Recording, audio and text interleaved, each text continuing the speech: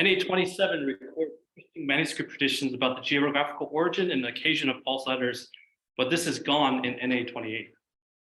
Now, the NA28 editors explain that they removed the subscriptions for the sake of focusing on essentials, and because the Editio Critica Maior, or ECM, shows how extensive the treatment of subscriptia would have to be if they were to be treated in the same way as the New Testament text. William's critique of NA28 allows me to make 3 points by way of introduction.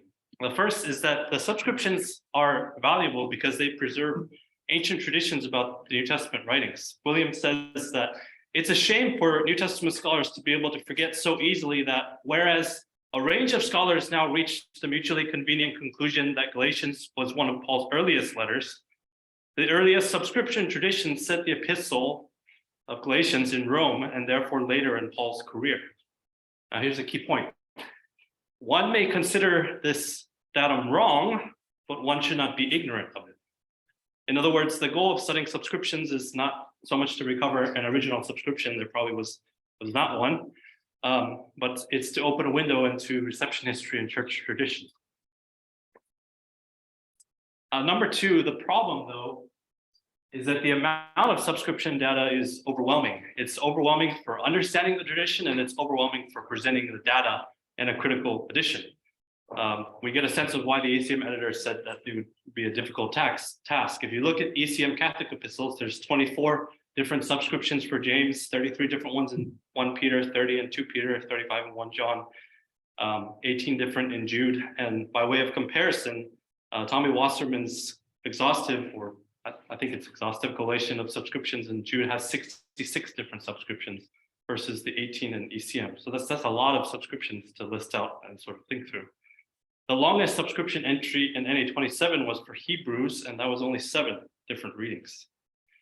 A full listing of all the ECM data on subscriptions or Wasserman's or full collation would obviously take up a lot of space, and it would also not be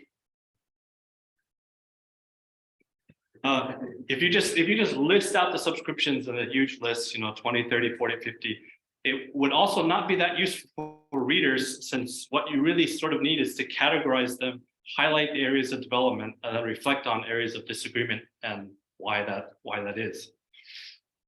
Now, number 3, the current state of our resources on subscriptions is growing with many recent studies, but we still lack full collations of all subscriptions, and the data that we do have is scattered among multiple resources of varying quality. Williams advises that people keep their NA27, since NA28 removed the subscriptions from the apparatus, but NA27 only provides subscriptions for the Pauline epistles. Now, the ECM, of course, provides the highest quality data. We're thankful for that, for the Catholic epistles, Acts, Mark, and then soon for Revelation.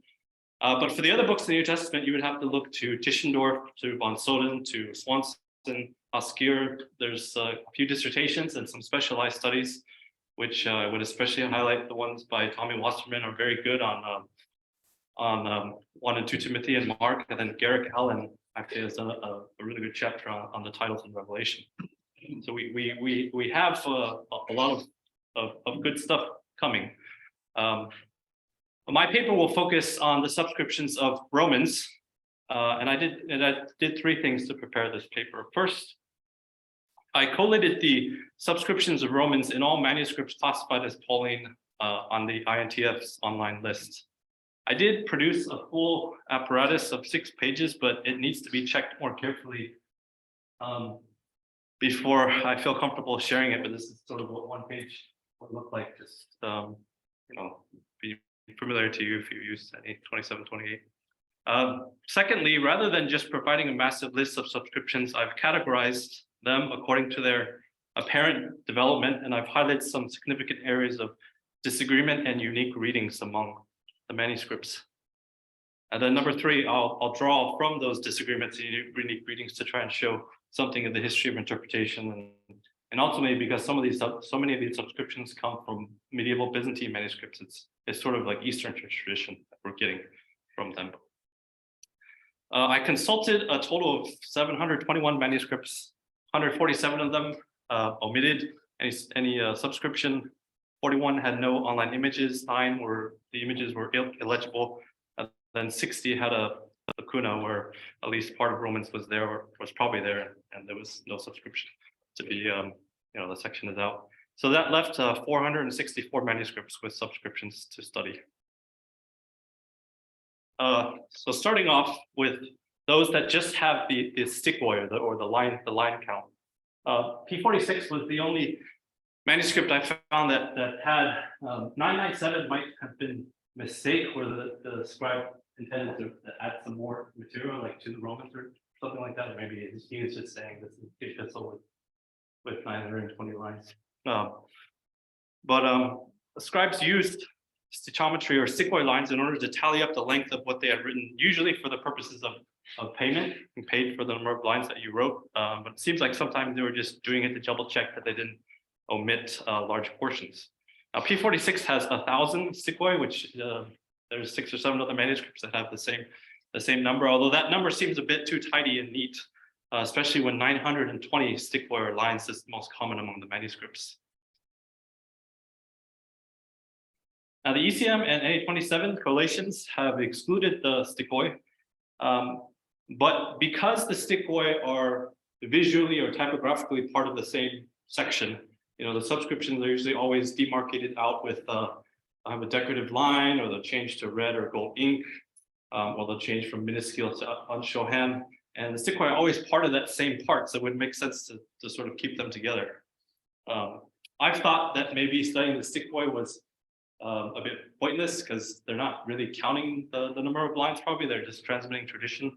But I'm reminded by Dirk Jonken that the job of textual critics is just to collect the data, even if we can't make sense of it or see the significance and practical value of it. Somebody else down the line may take the data that we carefully collected and see things and draw connections that we couldn't see. Next are the subscriptions with Romans as recipient, 9 manuscripts, and this is the earliest, and it's tested among our famous majuscules. It's basically the title that we use today. The uniformity of this way of titling all letters, to the Corinthians, to the Hebrews, to the Romans, would seem to argue that these arose whenever Paul's letters started circulating as a collection, maybe as early as the 2nd century or later.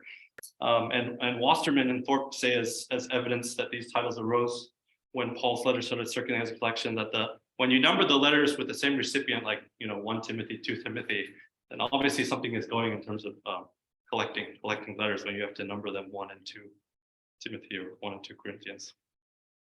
If we look to the personal letters among the Oxyrhynchus papyri and other papyri, we often see that the recipient is named on the backside of the papyri, although those recipients are put into the dative and not with pros plus the accusative.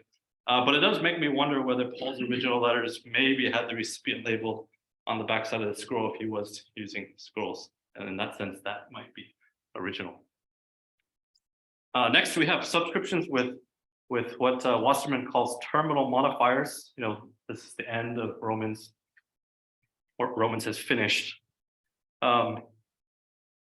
Sometimes in some of the data that's available, I won't name names, but they'll mistake like a lectionary ending as like subscription. This is the ending of that reading. So you have to be careful here that you're not saying that a lectionary ending is the subscription. So I tried to make sure that wasn't the case before putting it into this category. But this type of subscription seems to basically function as a reader's aid to mark the end of the letter and to help with that. Next are the subscriptions with Corinth as the place of origin, 18 manuscripts. This is not a great chart, but that's what happened when I put it in the PowerPoint. But basically you have written from Corinth, and then you have variation of stuff afterwards, variation of stuff before, and all the variation that comes before is, in some sense, it's kind of sometimes it's just kind of fluff about Paul and adding stuff about him, but the real core claim is where it was written.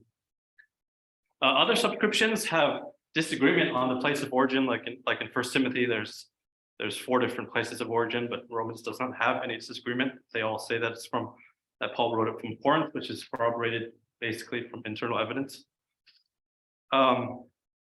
one of the unique readings that I found in 3 manuscripts is the one on the bottom where it has stay on hati, which is means something like it's necessary for you to see, it's necessary for you to recognize that Romans was written from Corinth. So apparently a few scribes felt it necessary to exhort their readers to see Corinth as the place of origin.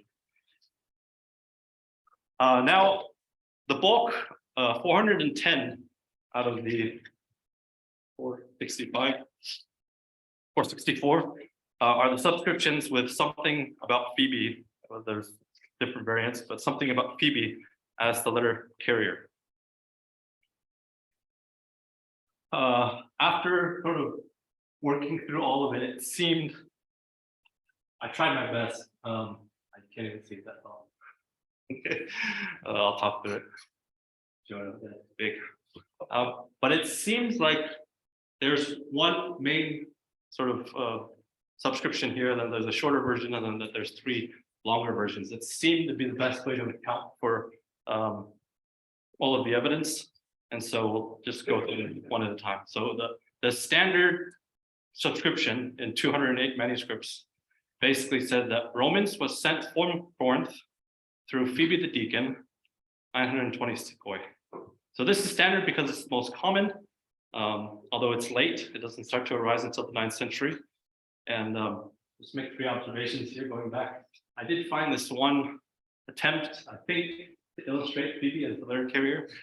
She's there with a codex in her arm. She's got a halo. I posted this to Twitter, and Mark Bates replied that her hand is even making the sign of blessing, common and iconography, like sort of waving. It's the only one that I found with that. Now this chart though is just it's an attempt to display the depth of textual variation without losing sort of the core claim that Phoebe is the letter carrier. The widest amount of variation comes at the beginning of the superscription, where scribes are adding terminal modifiers, adjectives describing Paul as saint or apostle or blessed. They're adding epistole and moving it around. They're adding the article and moving it around. But the rest of the subscription is fairly stable with mainly just substitutions, and they're not really like moving large words around. One thing on the very end, it's hard to see, but one area of wide variation is with the stichoi numerals, and I think this illustrates the history of the Greek stampi, and it also illuminates scribal fidelity. So the most common stichoi for Romans was 920, where this symbol stampi stands for 900 and then kappa for 20. But then in some manuscripts, we see what looks like a tau, which would be 300. That's an abbreviated letter, which is obviously much lower than 900, to be improbable, basically. We see like an upward arrow. We see something with a rounded top. And then sort of a wavy T. Later on, we see 1424, what looks sort of like a C, but turned around. There's just all these different symbols that we find in the stichoi. If you're not familiar with the Greek stampi, it went through extensive development and typographic change, so that actually all these are probably all the stampi, even though they look different. So with a rounded top, with a sort of arrow on the top, looking like a tau, looking like a C, it's probably all, they're not actual variants of 307 rather than 900, but they're probably all just stampi. The archaic form of stampi looks like a tau, but sort of like one on the top with the edges rounding down, and then it develops into these other forms before finally reaching the modern form. The interesting thing is that some scribes seem to have had trouble, so they just wrote the number out in full. So like 1886 wrote out triacasium 300, which is of course tau. So I think he misinterpreted the tau as 300 rather than as an archaic stampi. In other cases, you get a scribe just writing out, writing the stichoi double. So you have stichois, stampi kappa, and then you have erakasi, and then kappa. So I think maybe they didn't know what the stampi was, so they just wrote out at 900, wrote it twice redundantly for the sake of clarity. So what we see here is that scribes are trying to copy their exemplar faithfully, even if they don't understand what they are copying. If we go back, so you have the standard subscription. As I was collating, I think there is a shorter subscription, which reads, Romans was sent through Phoebe from Corinth. So the prepositional phrases are transposed. So through Phoebe from Corinth instead of from Corinth through Phoebe. And then the deacon adjective is excluded in all of these readings. So this is 65 manuscripts that basically are uniform in this shorter reading. I initially thought maybe it was just a word order variant, but the fact that they're all uniform in transposing the prepositional phrases and then omitting the deacon adjective seems like this is maybe a group. So there's 3 longer Phoebe subscriptions. The first one is it mentions what we already know in Romans 16, that Phoebe is from Cenchrea. And it says that Romans was written from Corinth through Phoebe, the deacon, and then it adds of the church of Cenchrea. Some omit church, but it adds this. So scribes could either have expanded the standard one, or maybe this was the standard one and then they chose to omit it. Because the standard one is more common, they probably expanded it. I don't know, that maybe there was other Phoebes that they wanted to specify, or they wanted to make sure that you knew it was the Phoebe in Romans 16. But that's one of the forms here. One thing I noticed is that scribes seem to have a lot of manuscripts spelled Cenchreas without the gamma, to the point of where maybe that's an alternate spelling of spelling Cenchreas without the gamma rather than a spelling mistake. And there was one unique reading here in 2400 where it says that Romans is from Paul alone, for the reason I added that. The second longer subscription is the one where tertius gets added in, and an additional verb beyond, Romans was written, additional verb, Romans was sent, was added. So this longer subscription reads, the epistle to the Romans was written through Tertius, but sent through Phoebe from Corinth, 920 stickboy. So the verb grapho in the passive plus dia is not an obvious way to express a letter carrier. So Stephen Lelwin cites several examples in the papyri where grapho plus dia denotes the messenger or letter carrier, not an amanuensis. But maybe some scribes felt that grapho plus dia was still too unclear, so they created this longer variant naming Tertius, of course, as the amanuensis. So it makes sense that Roman was written through Tertius. That makes sense. But then this variant in 10 manuscripts also adds the verb pempo, send, to describe Phoebe's role. So it was written through Tertius, but sent through Phoebe. So it becomes very explicit that she's a letter carrier. And you don't have this roundabout way of saying it with grapha plus dia. A few other scribes also seem to have felt the difficulty, so that they actually just completely, this is not in this subgroup, but in the standard subscription. A few other scribes felt the difficulty where they just totally got rid of the verb grapho and changed it to stello, to send, in 2 manuscripts. And then in 1 manuscript, they just changed the verb to kamizo, to carry, escort, or bring. So apparently some other scribes also felt the need to sort of clarify what Phoebe was doing. According to our existing knowledge, Tischendorf and NA27 only list 1 manuscript as supporting this tertius, additional tertius variant, GA337 or Tischendorf's 133. But 337 does not support this variant, and it was ultimately a mistake by Tischendorf and not by the NA20 editors. He should have put 132, but he accidentally put 133, and then that set off a chain reaction of mistakes. But now with the fuller collation that I've done, we know of 10 manuscripts that support this variant, and not just the one, which it should be GA18, not 337. The third longer subscription is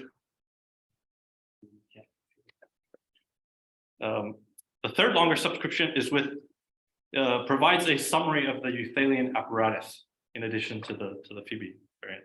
So it reads, Romans was sent from Corinth through Phoebe the deacon, 5 anagonoses or lections, 19 kephalaia, 49 testimonies, and 920 stichoi. So in this third longer version of the Phoebe subscription, we find information about four things: the anagnoses, the readings, the kephalaia, the martyrii, and then the stichoi that we're already familiar with. And these are all elements, we've talked a lot about this, that are generally agreed to be part of the Thirteenth apparatus. So you've got five, there's some variation, but 5 lections in Romans, which is much fewer than the Menologion and Synaxarion lectionaries. 19 chapters or headings in Romans, which is a little bit longer than obviously what we have today, although you have variation here as well, but not too much. And then 49 testimonies or citations.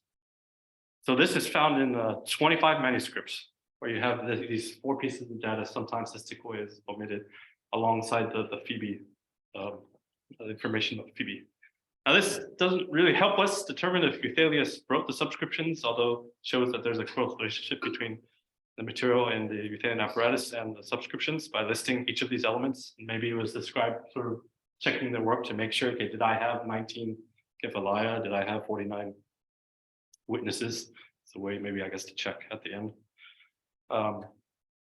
Now within this, this longer subscription, there's actually also 2 manuscripts that preserve a unique expansion. After saying that Romans was sent from Corinth through Phoebe, 330 and 451 add that, and the letter was sent to Rome for the purpose of support and correction. So these 2 purposes seem to have this positive side of support and correction, and these 2 manuscripts add this unique expansion. What do we learn about reception history from the subscriptions? Just draw up 3 things here. Number 1, Phoebe is the only female letter carrier of Paul. The central claim is clear that the Phoebe of Romans 16 is the letter carrier of Rome, that the subscriptions teach, and this permeates the manuscript tradition in 410 out of 464 manuscripts with subscriptions. All the letter carriers that are named in the subscriptions, like Luke and Timothy for 2 Corinthians, and then the letter carriers named in the actual New Testament, like Tychicus and Epaphroditus. Among all the named letter carriers in the subscriptions in the New Testament itself, Phoebe is the only female letter carrier. And as the letter carrier, she would have had to obviously secure transportation from where she was at in Cenchrea all the way to Rome, and then probably she would have to travel to the individual house churches, and probably she would have read the letter aloud and even answered any questions from those who heard. Scott McKnight draws attention to the fact that Phoebe was basically the face of Romans. Letters in Paul's world were the embodied and scripted presence of the letter writer, in this case Paul. He chooses a woman to embody his letter, which means the face of Paul is experienced as the face of Phoebe. So he begins his commentary basically by saying, when you think of Romans, the first thing you should probably actually think of is Phoebe. There's a woman reading this letter aloud to the churches in Rome, and essentially, in some sense, interpreting it for them. Number 2, Phoebe as deaconess is a variant that arises. I'm sorry. If you want to see this, you can contact me about it. So in Romans 16, there's a debate as to whether when Phoebe is called a diakonos, whether that's just a generic sort of honorific description of her as a servant, whether she has some sort of official church position as a deacon, or whether it's more of a semi-official role, but not in the fully developed sense of the diaconate of later times. There's debate on that. There are 8 manuscripts that I found in the collation where they changed the masculine only noun diakonos into the feminine noun diakonissa, which arose later in church history. So 8 manuscripts. And then there's a lot of manuscripts that just have diaka abbreviated, which that could be either diakonos or diakonissa. So there's a lot where it's just abbreviated. The term is used in Canon 19 of the Council of Nicaea, so starting in at least the early 4th century. The diakonissa is used in the apostolic constitutions. And there's an official prayer of ordination. The diakonissa is subordinate to the deacons and the presbyters, and the diakonissa is focused on ministry to women, especially in baptism. In the Code of Justinian, the word diakonissa also occurs quite a bit, where the diakonissa is an appointed office within churches, and it's distinguished from the deacon and from a subdeacon. Diakonissa also appears in a large number of personal letters, inscriptions, memorials. Kevin Madigan and Corlan Osiak document 65 inscriptions and 42 literary references to women deacons prior to 600. Although they mix usage of diakonos and diakonissa. So against this backdrop, we have these eight subscriptions which label Phoebe as a diakonissa. We might obviously disagree, think that they're wrong, but it's at least worth knowing. In conclusion, my full collation of all the known Pauline manuscripts allowed me to discover several new readings. The Deaconess variant, the attempts to clarify Phoebe as a letter carrier, the troubles with Sampi, the subscriptions with the Euthalian summary of the Euthalian apparatus. And these can be hopefully useful to wider New Testament scholarship in showing that, at least in the East, scribes highlighted Phoebe's role as letter carrier, and some even chose to call her a diakonissa.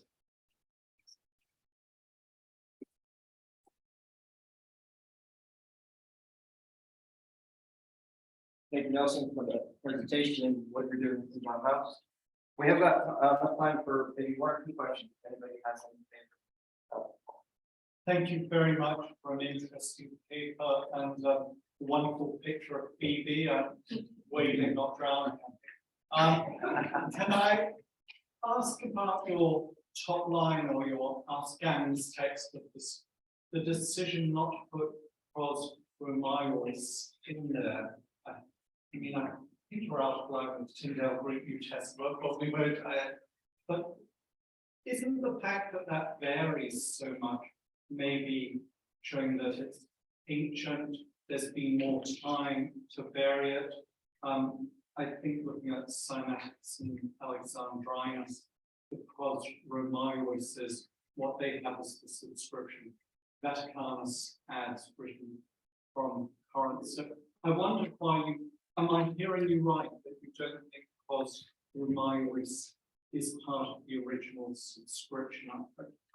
Well, this is only focused on the fourth category of the Phoebe one. So, that is the second category.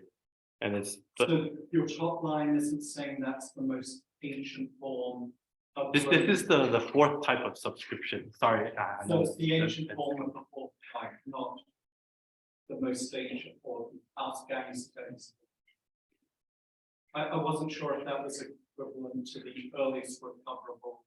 What I was trying to say is that this is the most common, and is probably the root of the expansions, adding the Cencrea, adding the Tertius, adding the Euthalian. This is probably, but this is 9th century, 9th, 10th century. So this fourth level. If you go to the just Pros Romaeus, that's 4th century. Oh, yeah. So that's separate. That's separate, and we kind of already know that. Not too interesting to dwell long on that. So yeah. No, yeah, no. Yep. So the process, so you don't have Pros Romaeus in the yellow because it's sort of like they added to the Pros Romaeus. So there's not. So are there a lot of this sort of subscription that doesn't have Pros Romaeus at all, or it just has those different forms? And I think part of it was because when I created the subscription, I really originally had it there, but I kept having to add stuff before and after to form, a coherent reading that it just was kind of clumsy. I think it was better, and I didn't get a full count, but Pros Romaeus was probably the most common coming before, but not always. Sometimes it was omitted, and then there's all these, more fancy versions of it. I got rid of it just because it was just so awkward keeping to put stuff before and after. Because you have hey, Pros Romaeus, epistole. So if I want to account for that reading, I have to put it in two different. So this is just primarily, and this goes to his question, it's a matter of convenience to prevent as much chat as possible, as opposed to determining which one is earlier. You're trying to give us a sample of a different variety.